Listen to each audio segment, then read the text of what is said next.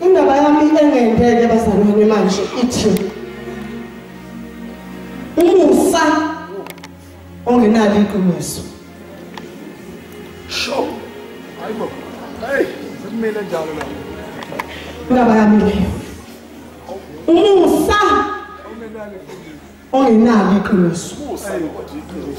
Umusa awunalo iqiniso. Kwakuneyona yodwa intombazana mamhlabathi engayazi indoda. Sure. Kwakuyisiko ukuthi intombi zamaJuda asiyazi indoda. Umhlola kule ndaba akuyikhona ukungayazi indoda, kodwa umhlola umusa.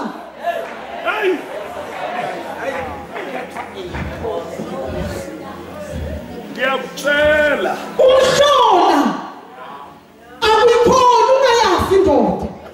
Mhlawumbe uma lengelosi yayifika kulesi sikhathi lase kukuningi ukwazi indoda emantombazaneni, sasingasho sithi naku umhlola, kodwa umhlola kule ndaba akuyikhona ungayazi indoda, kodwa umhlola umusa, ngoba umusa awunaqiniso kamuntu.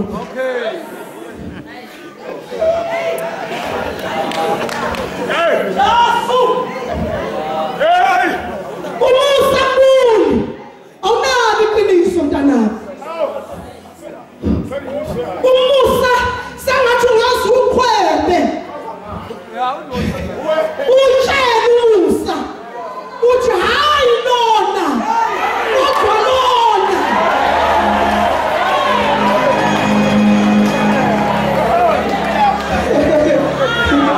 Kodwa umusa yinto engenalo iqiniso. Umusa uyaqoza ikhanda lami lumanje, wenza ikhanda lami liqozeke. Loniwe ukuthi injani lento kuthiwa umusa. Ithi le ndoda mbuni eyayithuyuka bukumpele yinde kakhulu, kanti wena uNkulunkulu ukhetha kanjani? Sasikuyo le ndaba yasentshukumeni bazalwane, ngoba umusa awunaqiniso mntanami.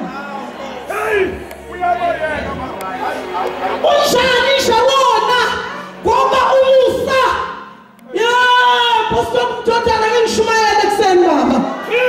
Ngikhala yinto yokuthi umusa makufuneka umnazari kaThixo. Okay. Uye ethazeni. Uyonadistamba. Ngoba lengelosi beyingeke imuhonisha lo nkosikazi ukuthi engabe saphuza manje kade engaphuza. Sanolane kuseni. Beyingeke imsukele engabazi utshwala. Kanti unjani umusa kaNkulunkulu bazalwane, kodwa lengelosi bakhona abantu besifazane abangaphuzi utshwala bayeka.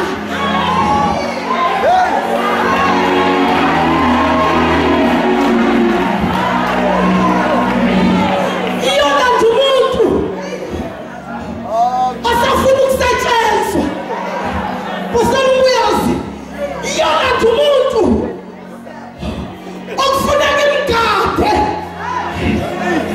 abamzwana nobuso. Iyona nje umuntu okufanele yona imgade athi mayibanjwa yinqalo ithi uyaphuza.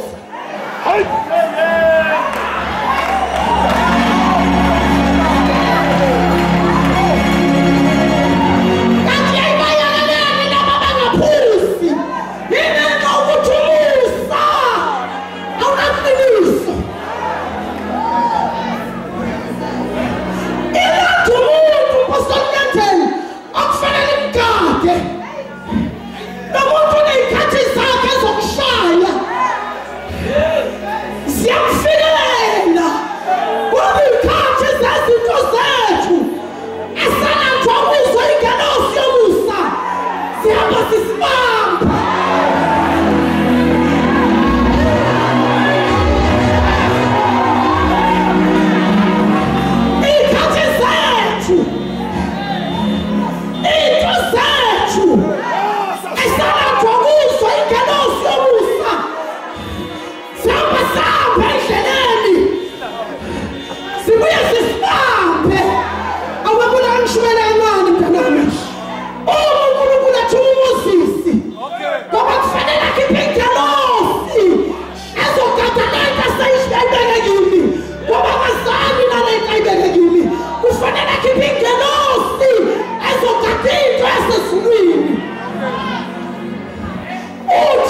sethi uthi lalelake njengoba ngithuma sengikhiphe ingelosi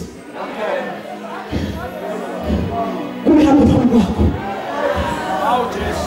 uhoya and listen here qaphela yayikasuka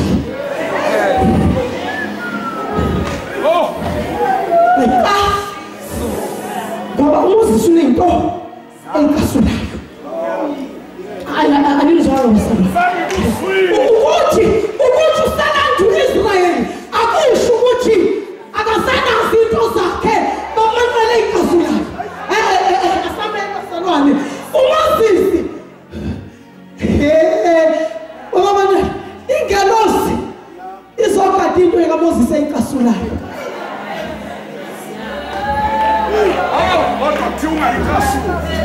manje kuthiwa uMoses ngoba lento eyinkasulayo akayinkasuli ingelosi uthi uNkulunkulu ngenxa yokuthi igama lami likuyo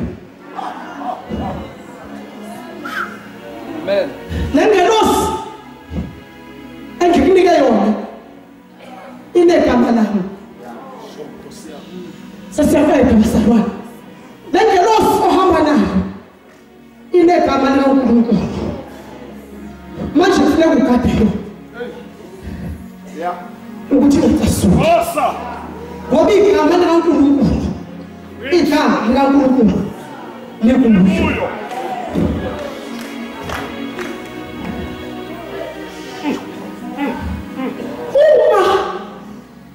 umoyeni ehambela uJohane ePatmos aka-adresi isheshbodi u-adresa ingelosi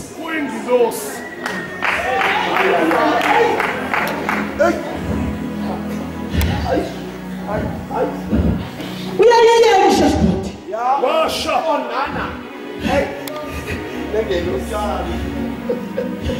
kodwa kulamabandla esikhombisa qondana imeseji uyo ingelosi yebandla laseFiladelfia uyingelosi angithi muhle intombazana iyasebenza njengoba namanye amantombazana isebenza masifika lengelosi bamhlabathi iyambuka losisi sebenza njengamanye amantombazana njengoba amantombazana isebenza nami uyasebenza umsebenzi wamantombazana okay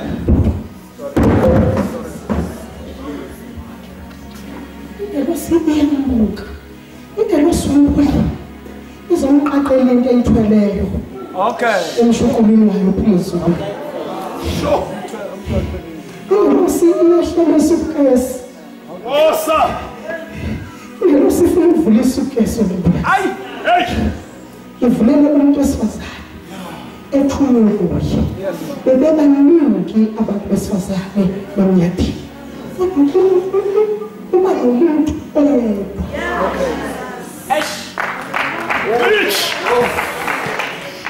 akuvami ukuthi kube umuntu esimthandayo laba umusa iqiniso akuvami ukuthi kube umuntu esizothi yes sonke akuvami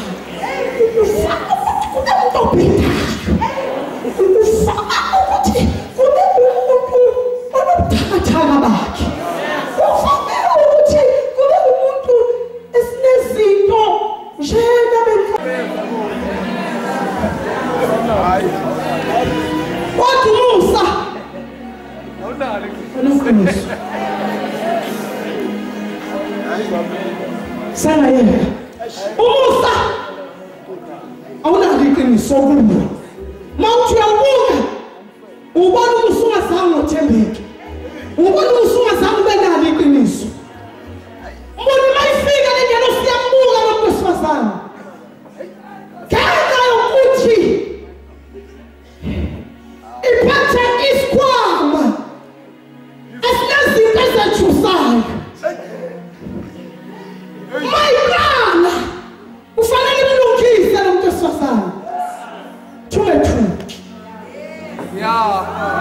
Umesaba. Ukuthi zelani lo. Nasishani. Umesaba. Leli suitcase lona. Lilayishile. Kodwa wena umesaba. Bese ithi ufumene umusa. Amen.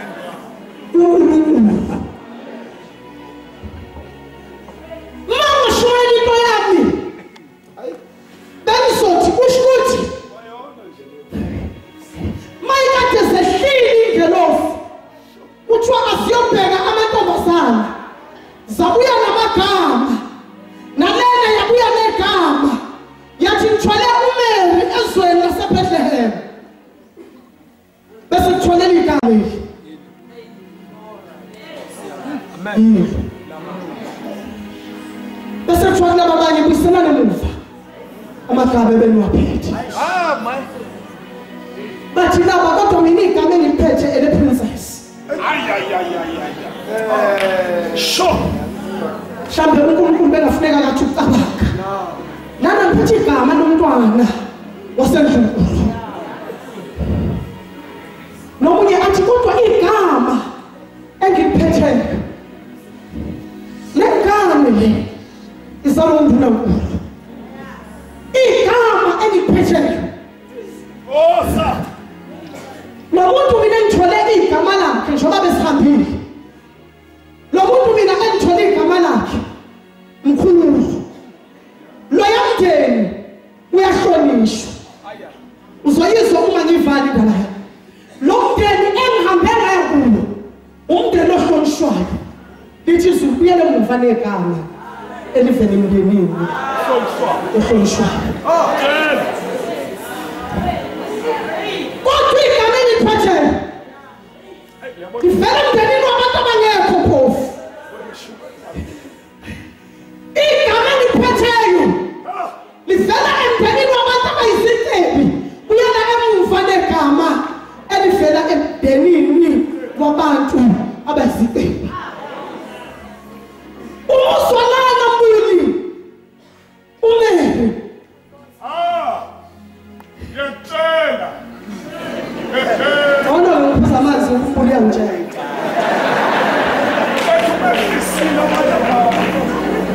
Yosizo ukuthi ngaba. Sure. Jesus. Uma ingelosi ekaka isukesi. Hey. Shubi. Ithi uzokhulela. Washa. Usala indodana. Kwinkabi igama lokuthi uJesu. Uyoba mkhulu. Yazizwa izinto ephakathi esukesini. Uyoba kangakanani lo muntu? Uyoba mkhulu. Angiphethe ubukhulu bakhe bodwa. Ngiphethe nobukhosi kaJakobe phakathi kulesi sikhwama lesi. Angiphethe ubukhosi kaJakobe. Ngiphethe nesihlalo sikayise uDavide phakathi kulesi sikhwama lesi. Angiphethe isihlalo sodwa. Ngiphethe nodumo phakathi kulesi sikhwama lesi. Lento yokuthi wambuli ufumene umusa.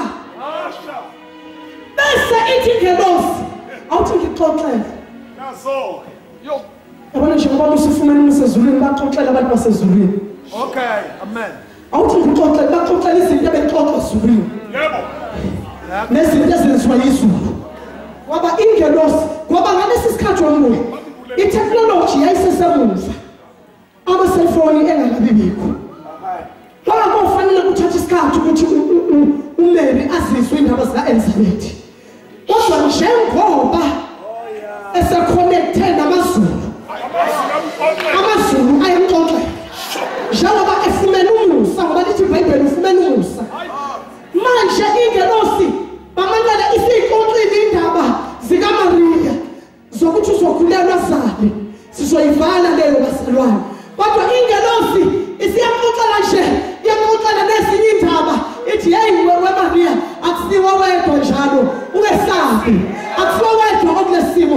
Siyenzeka nje izinto esulwini isikhathi isizini uNkulunkulu usakile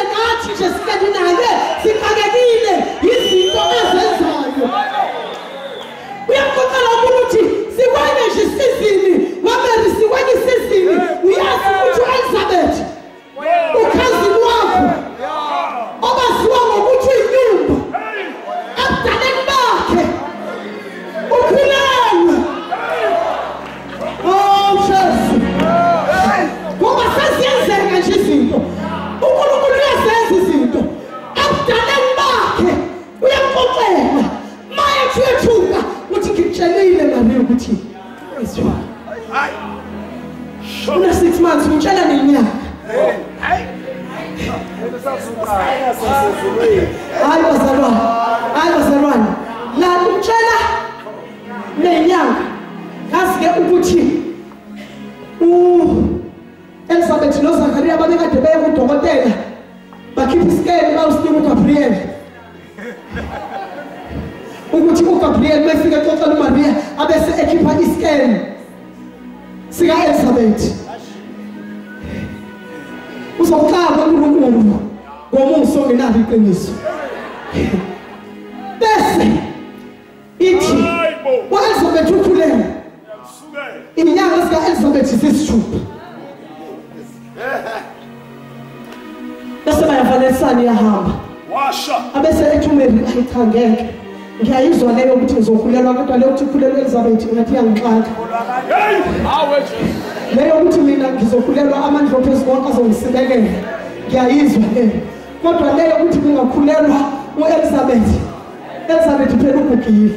U-Elizabeth umzala wami u-Elizabeth waziwa yimina iminyaka yakhe ngenzeka ukuthi ingelosi le ukubona into eyididileyo.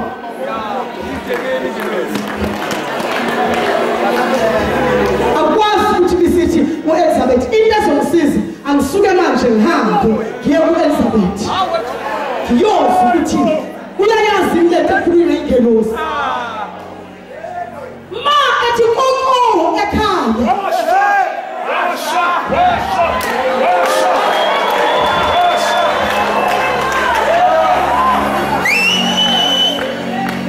ujwayele umongoza mayivakashile, kodwa lolu vakasho lwangajwayeleki.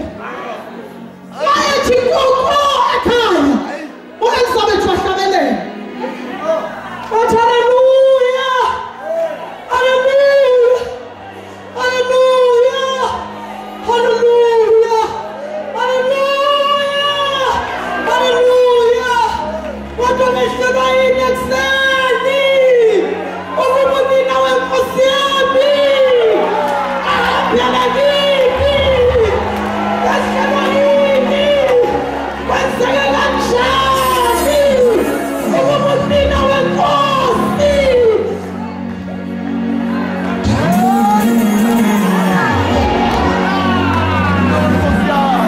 Angazi ukuthi uZakhariya wayishonephi. Shabana abantu besifazane bephaphana epassage yendumiso. Angazi ukuthi uZakhariya wayekuphi, kodwa lowa 6 months uyaphupilisha. Lowa 6 months uyaphupilisha. Haleluya. Ufuna unyanga semnyango 6 months bayamazi abantu besifazane. Haleluya, haleluya.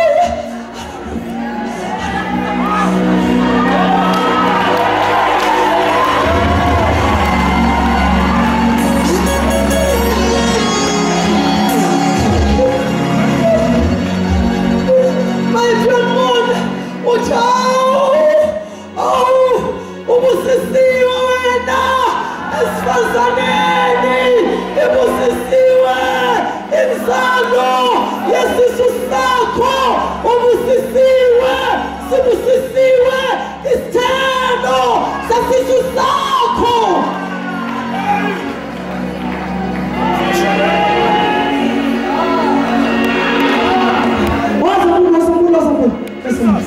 Ukudumisa u-Elizabeth, udumisa u-Elizabeth. Jesus. Udumisa u-Elizabeth.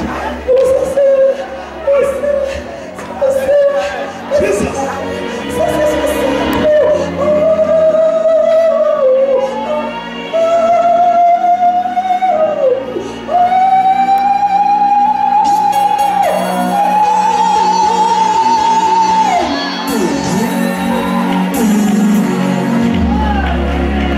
athi uma eyivala uElizabeth yakhe indumiso bese uMaria uyayithatha eyakhe athi umphefumulo wami uyayidumisa inkosi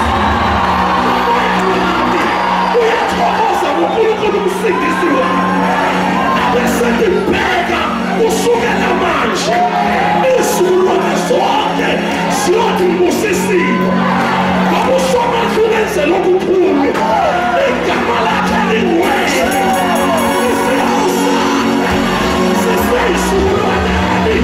sesizukulwane ufasile amandla njalo yakhe ubehlisile abanamandla ey'hlalweni zabo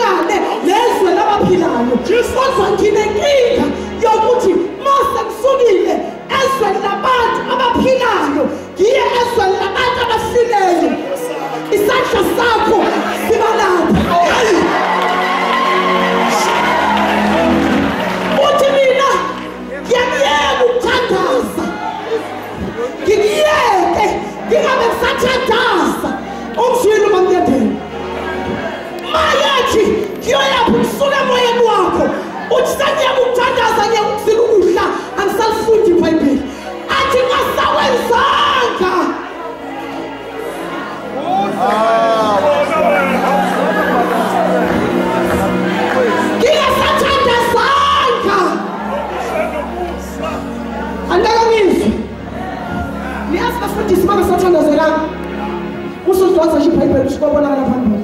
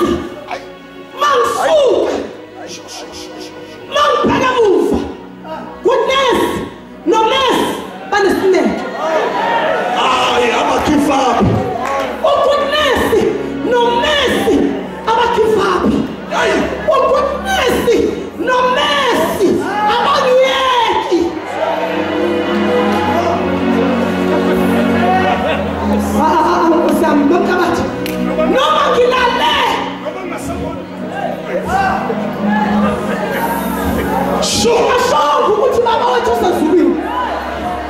Mangivuka kuseni. Ugoodness nomercy.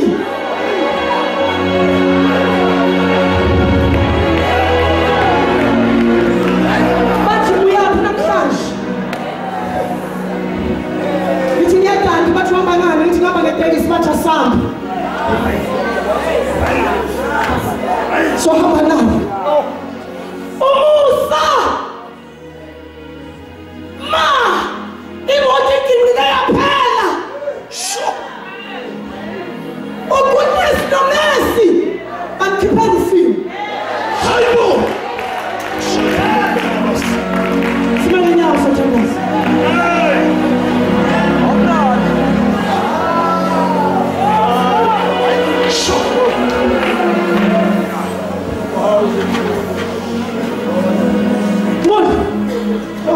kaNkulunkulu. Hlala endlini kaNkulunkulu. Hlala endlini kaNkulunkulu. Uhlale ungowendlu kaNkulunkulu. Uhlale ungayindawo. Uhlale ungasakwazi ukuzikhulumela kubantu ukuthi udaba lwakho usuzoli-explaina uthini, kodwa ungowendlu kaNkulunkulu. Ube owendlu kaNkulunkulu noma ungazi ukuthi uzothini kuye uNkulunkulu, kodwa ube owendlu kaNkulunkulu. Woba owendlu ungenazi impendulo, kodwa ube owendlu kaNkulunkulu. Woba owendlu asibi abendlu kaNkulunkulu, ngoba siba abendlu kaNkulunkulu noma asibi abendlu ngoba siba abendlu noma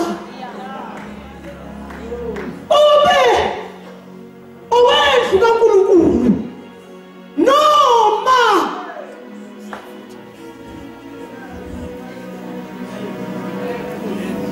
nawe unezinto obonayo ukuthi nami ngishaya amablanda, ngibhedile nami esayidini lami, ngoba isibhedi sakulo muzi.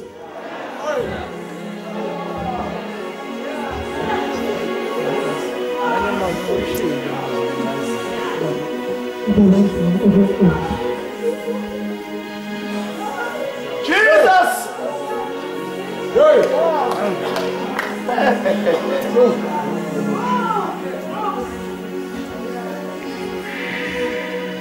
Mhlawumbe nina wenzethu nezazi izathu, kodwa waba owendlu kaNkulunkulu. Wathi kini ekuseni ziba nabendlu kaNkulunkulu. Umsindo awedlule njengegagasi phezu kwamakhanda enu. Nilale phansi, ningalwi, ningayiphenduleli, ningalwi, ninga-explain, ningachazi. Manilala phansi ukuthi bakhulumile abangcono kunathi. Okay.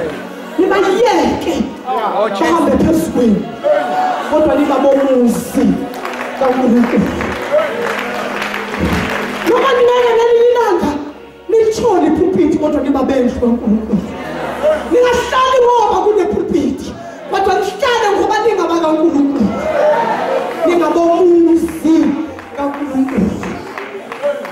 Ngicela ningabomuzi kaNkulunkulu.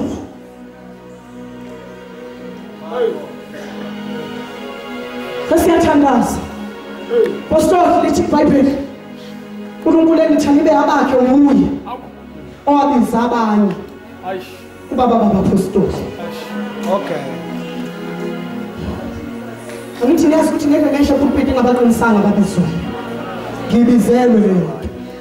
Ngeke ngikwazi kwehle pulpiti ngabaqinisanga ababizwayo. Lithi iBhayibheli, uyena uNkulunkulu owababiza apostoli abanye, wathi ababa bapostoli, hayi laba abasishoyo ukuthi ngapostoli.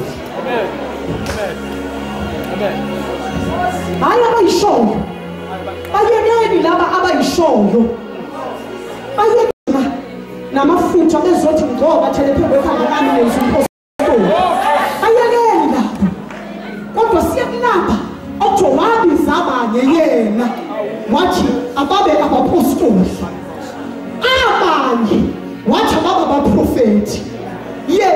uNkulunkulu obizileyo.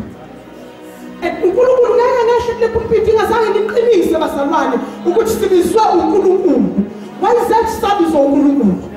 uNkulunkulu uyeka abantu abangcono uyothatha uMoses onesibumbu phansi uthi akahamba yokhipha uIsrayeli ngoba uyena osibizileyo.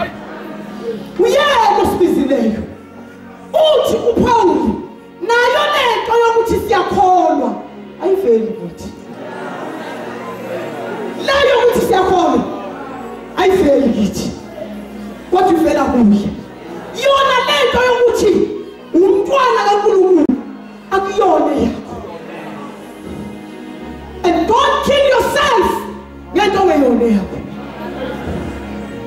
Awuzangizwa kahle ngithi leyo ukuthi umzalwane akuyona yakho. Uthi uJesu angimkhethanga mina. Kodwa yini engikhetheni? Shoba nilana anizikhethanga. Kodwa uyena onkhethile. Shoba nisobisweni anizibizanga. Kodwa uyena onibizile. Shoba nisemsebenzini wakhe uyena owanikhetha. And wanikhetha phakathi kwabanamandla. Wakhetha nini? Wakhetha bekhona abanamandla. Bekhona abantu abanenhlanhla nokuthi zona zaba saziwa. Kodwa wakhetha nini? Wakhetha nina. Kukhona abantu angabonakanga amanxeba abo. Kodwa wakhetha thina esinamanxeba abonakalayo avulekileyo. Awethu amanxeba avulekile. Abanye abantu bamnyandeni banenhlanhla ngoba waba amanxeba awasiwo umuntu. Thina awethu amanxeba siwafundelwa izingane bawamafesi. Amanxeba akhamsileyo lawo. Ngikhamsile icaba lami amnyandeni. Uma ngifike license department ngifuna license ingane ithi ngizomnika isibongo si-right ngoba leso siboyibiza ngaso akusona isibongo sakho. Kusho ukuthi nginenxeba eliphesheya ngomo. Nginenxeba elikhamsileyo. Kodwa uNkulunkulu uthatha izinto eziphansi. Usathanda asayiphambili. Mase siwehlisa izinto ezinamandla. Ngoba ngifuna abantu uNkulunkulu abazohamba bezethemba beyinqoma bethi bona. Kodwa ngifuna abantu abathi angazi ukuthi kwenzeke kanjani. Oh, umusa awunalo iqiniso. Ngoba uyeka abantu abangcono ukhetha abantu ababhedayo. Bamdoda